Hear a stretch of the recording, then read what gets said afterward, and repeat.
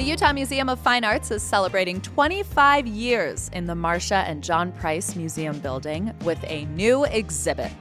For the Future, Collecting at the UMFA opens on Saturday, August 29th. This is kind of the ultimate exhibit. It's a showcase of the most notable artworks added to the museum's collection since 2001. There will be a Kusama, people. For the Future, Collecting at the UMFA is on view at the Utah Museum of Fine Arts until January 3rd of next year. So pencil in a visit. More information at umfa.utah.edu.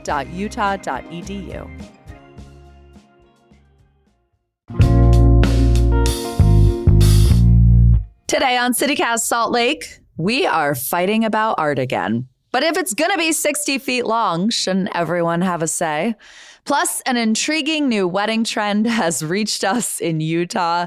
I'm host Ali Vallarta. I'm here with executive producer Emily Means. Good morning. Good morning, Ali. Emily, I have to tell you, something is happening to me. Light rain last week, temps below 100. Then we got this press release that said hunting season, bow hunting season started on Saturday. And I'm like, and you put a turtleneck on or what? Exactly. I'm Christian Girl Autumn. I'm getting a pumpkin spice latte. It's all happening. I think the heat this summer has just worn me out. Like normally I'm a big summer gal, but it hasn't been that fun. It feels so nice when it just dips even to like 85. We're like, oh, finally, we can wear our sweaters. If the highs are in the high 80s, I'm like, so it's winter. So I'm waxing skis. It's all about perspective. It really, really is. Okay, perspective is a great segue because we need to talk about art. Let's. And you love this story because it's neighborhood drama over a sculpture. So basically the Capitol Preservation Board, which is a group of people whose job it is that what they're called? Yep, that's right. Yeah. It's a group of people, 11 people, whose job it is to sort of like care for the Capitol building. Everything from like, you want to have a wedding there, they approve it. You want to put some art in there, they approve it. They approved this 60 foot long by 38, I think, feet tall sculpture for like the corner of the Capitol lawn. And then the residents of Capitol Hill were like, wait a minute, we hate it. You can't do this. So funny. And they won. Me. The residents won, right? It's not going in. In fact, the artist has said he's moving the whole operation to Texas. That's right. That's right. What a twist. No, this is like real Parks and Rec to me. I really love this story. Got to shout out the Tribune because they've been following it since the beginning. This actually started in May when the Capitol Preservation Board approved this sculpture. There was no public input. They approved it unanimously, which is important to me because, you mentioned that there's 11 members on this board made up of Governor Cox, legislative leadership, other legislators, state officials. Also notably among those legislators, State Representative Jen Daly Provo, who represents this area. And she ended up polling some of these residents after the fact, after she voted to approve this sculpture and just kind of see what the vibe was. And the vibe was bad. The vibe was like, this thing's too big. This thing doesn't represent our values. We're mad that there was no public input. And so, Representative Daly Provo was like, okay, Capitol Preservation Board, the people don't like this. But I did think that it was funny that in the end, the artist was just like, you know what? I'm taking my sculpture and I'm going home. Yeah. Yep.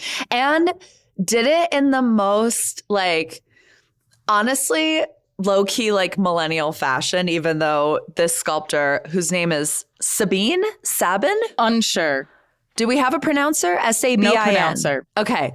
Sabin Howard. So Mr. Howard wrote this piece in the Deseret News. And the headline is, "Looking back at what Utah gave me as I prepare to leave.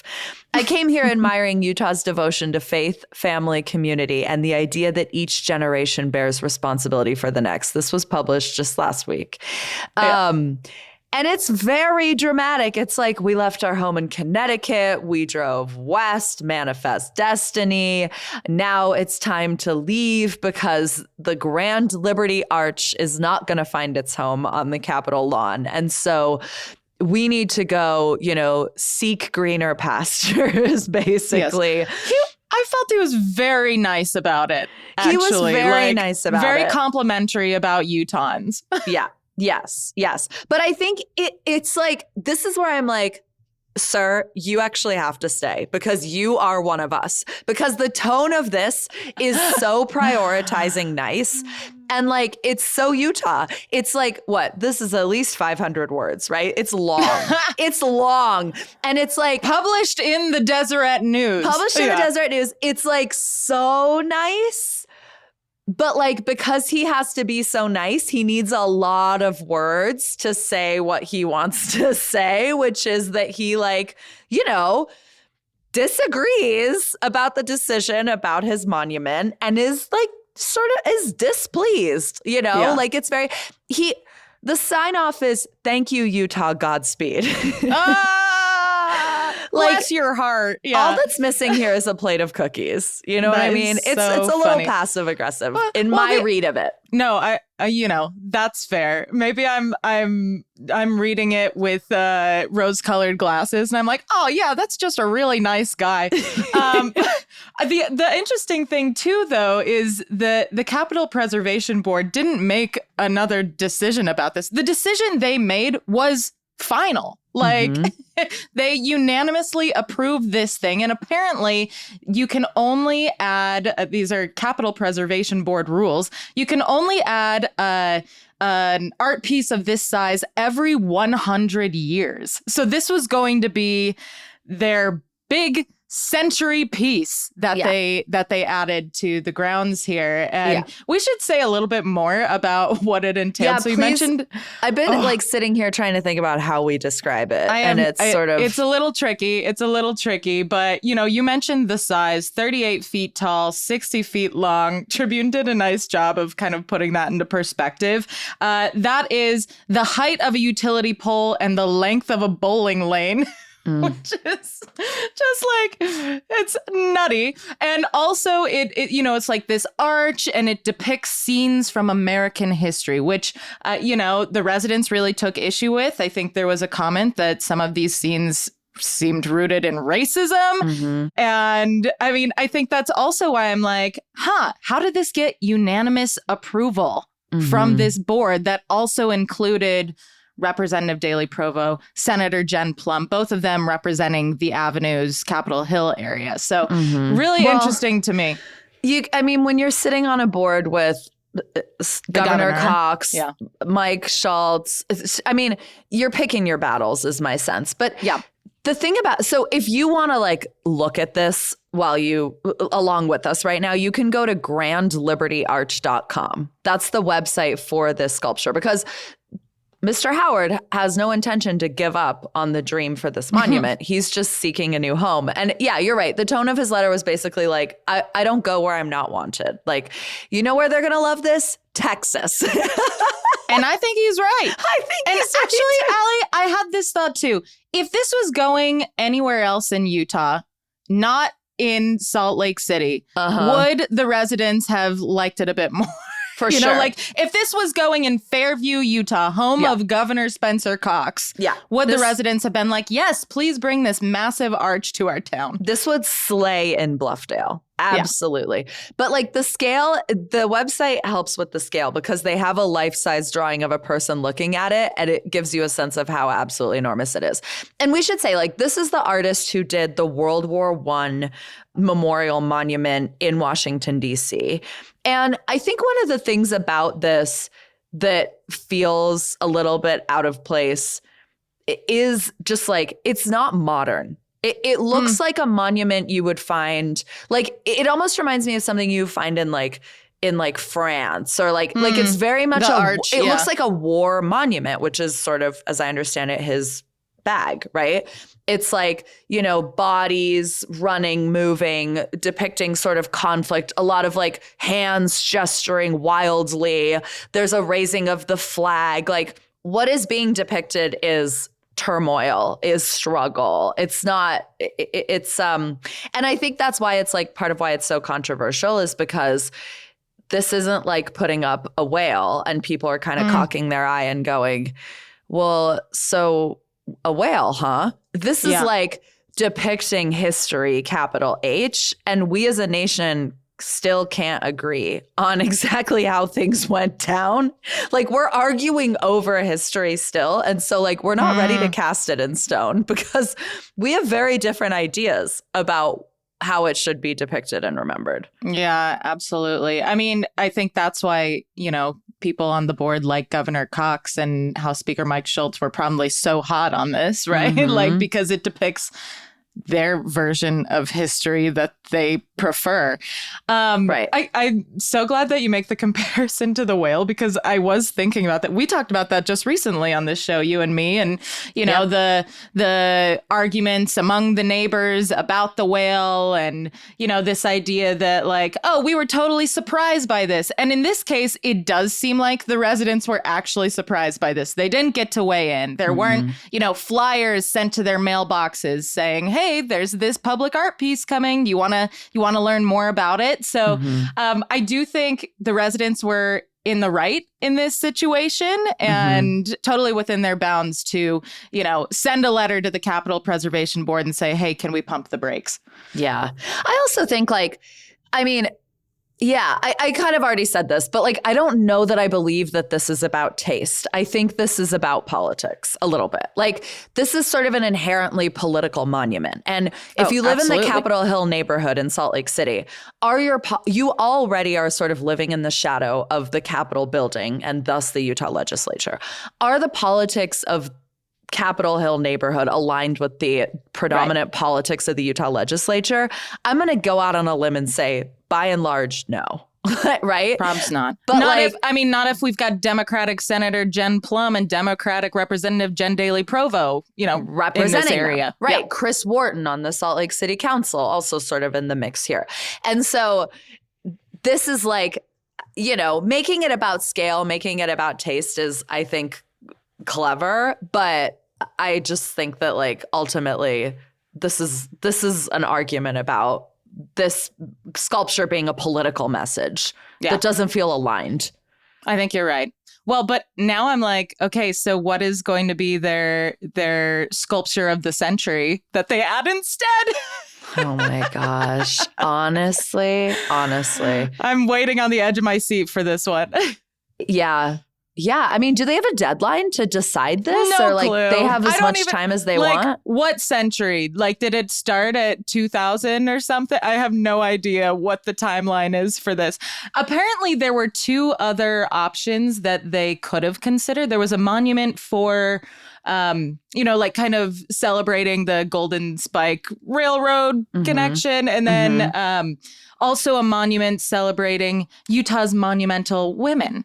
And they just took those off the table, it seems like, and went with this one instead. So very curious to see what new addition will come to this neighborhood, come to Capitol Hill. Yeah. I mean, I love public art and I love discussions about public art. So I kind of hope they like figure out a backup plan because maybe like an even bigger whale. I don't know. Like, if we want 38 feet tall, let's do a 38-foot tall whale. Yeah. I mean, I think like what most people would say, though, who visit the Capitol either when they're like excited to support something, pissed about something, taking a wedding or graduation photo, or seeing the cherry blossoms, is that like the green space around the building is really lovely. And I think like probably the average person who's visiting the Capitol frequently would question whether or not we actually need a giant monument. Like, isn't the Capitol in and of itself a giant monument? You go in that thing. That's like also the thing about this that's so interesting to me is like so much of what's being depicted here, like the sort of portraiture, all these figures throughout history, some of them being depicted very stereotypically, like, you know, indigenous peoples, et cetera. The way that this looks, like the aesthetic of it, is basically what's already on the walls of the rotunda, right? Like it kind of mirrors the artwork that's already inside the Capitol building. So it's like, I guess I just feel a little bit like, we get it. There was a wagon, you know?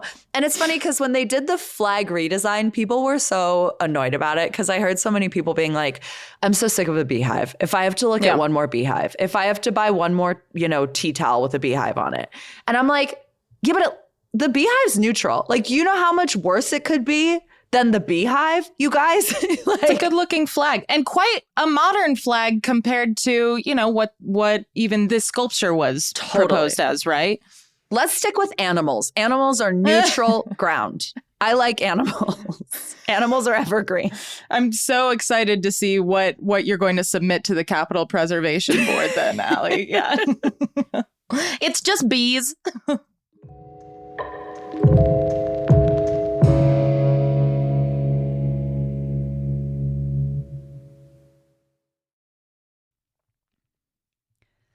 Canada Chiropractic is an evidence-based chiropractor in Salt Lake City. Dr. Canada is a local, independent chiropractic physician that handles everything from evaluation and treatment through home care and even billing your insurance. She is trained in many different chiropractic and soft tissue techniques and also provides services like dry needling, Graston, and massage therapy in her beautiful Liberty Wells office. Book your appointment today by calling or texting 801-487-1010, or you can book online at canada-chiropractic.com. That is canada-chiropractic.com, and start feeling better.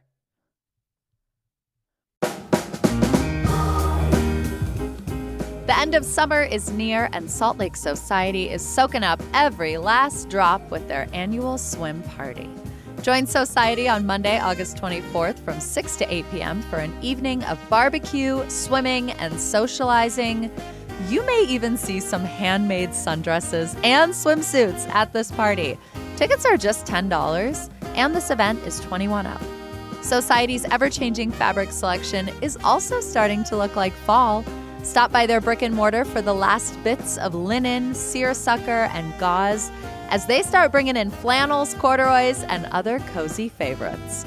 Get tickets to Society's swim party at saltlakesociety.com or stop by their beautiful brick and mortar in the Granary District to check out new fabrics every week.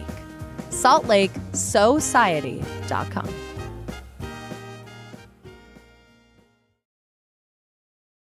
Executive producer Emily Means, you and I both learned about a trend via TikTok where you can actually pay to be a guest at a stranger's wedding. And the reason we learned about it is because this trend has finally made its way to Utah. There is a Draper wedding taking place that is participating in this website called Not a Wedding Crasher. Can you lay down the logistics here? Yeah. I mean, listen, neither you nor I would have known about this unless our audience development manager, Angie Treasure, had sent it to us, which she did, because neither of us are on TikTok. So glad to have this in my. We're out here reading the paper. Yeah, exactly. We're very analog. Not a wedding crasher. Basically, it's to fill seats at weddings where there are last minute cancellations. And I got to tell you, so I got married about 3 years ago now. I did not understand how important it is to RSVP and actually show up until I had my own wedding. Sure. Because every single RSVP is money. And I think it was, I had a deadline of like a week prior to the big day to message my venue and say, okay, this is my official head count. And even still, I think there were a few people who didn't show up. So that was, $50 a head down the drain. Yeah. But I really think that this concept is so interesting because this business, Not a Wedding Crasher, vets guests. And then all you got to do is pay a fee to attend the wedding. For this Draper wedding, it's $100. The couples get to approve whether you attend or not. So they have a little bit of say in this. If they're like, ooh, I don't like your vibe, Yeah.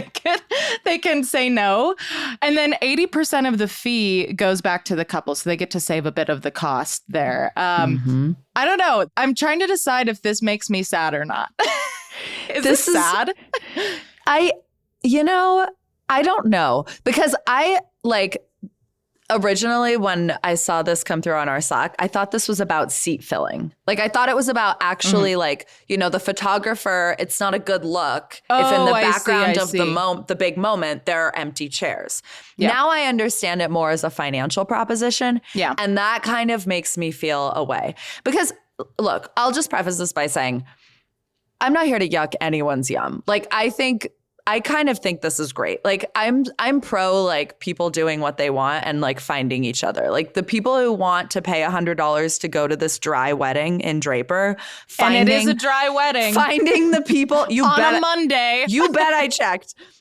Finding the people who want them there is like beautiful. That could end in lifelong friendships, honestly. Like, that's beautiful. That's a nice way of thinking about it. And I do think like sometimes your friends and family aren't that fun and you do have to stack the deck. Like, I grew up in Florida. I grew up going to many, many bar and bat mitzvahs. The party starters at the bar and bat mitzvahs I went to were key.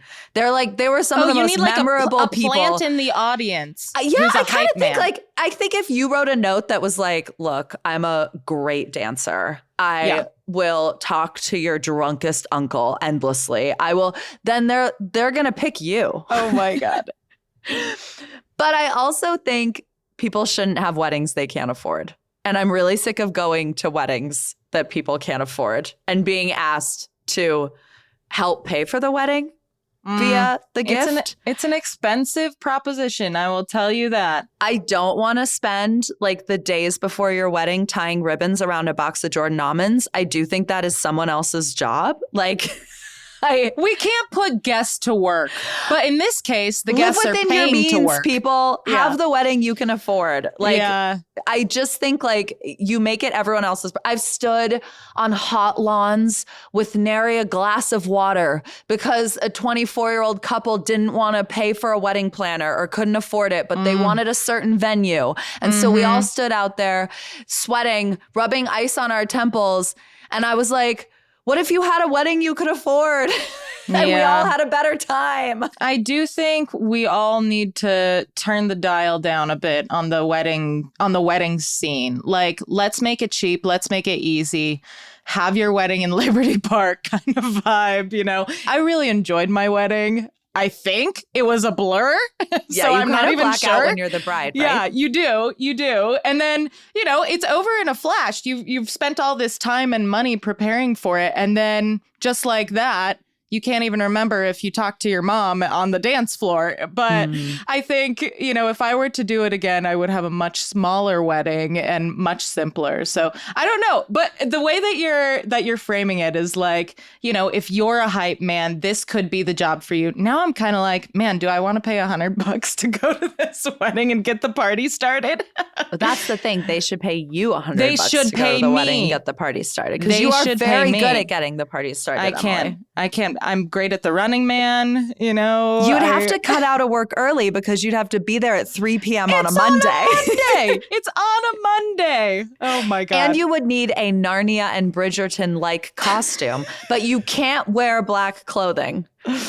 Well, I do like the I'll music. just cover myself in fake hair, fake fur like Mr. Tumnus then, perhaps. Yeah. I don't know. There will be signature mocktails. The cake is vegan. Yeah. The DJ will be playing a mix of K-pop, Afro beats, and Puerto Rico music. Now, it sounds like it's going to be a wild time. It's just got interesting. Yeah. Minus the alcohol. But we can shake it. We can shake it. Okay, well, so the website is notaweddingcrasher.com. To the people who started this business, I see you. Capitalism sees you. You are thriving. And hey, congratulations to the happy couple. Congratulations to the happy couple. I hope you make some lifelong friends. And if you're listening, I really think that you should go and report back. We'll have you on the show. Yeah, let us know. Let us know how it goes. All right. Executive producer Emily Means, let's get out of here. It's only Monday. We got the rest of the week ahead of us. So much more to discuss, surely.